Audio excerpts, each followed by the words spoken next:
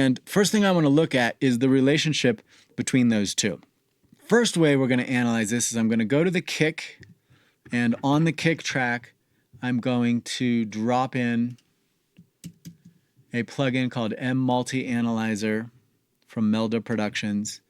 And when this thing comes up, okay, and I play the track, you'll see the frequency spectrum of the kick, and it's in blue.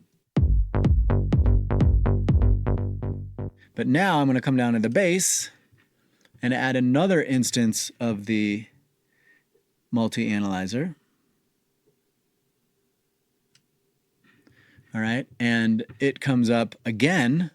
And because we have the plugin on the kick, it can show that too. So I can actually select black to be the kick. So now when I play this, we'll see the kick in black and the purple is the bass. And what I'm looking for is frequency overlap for masking.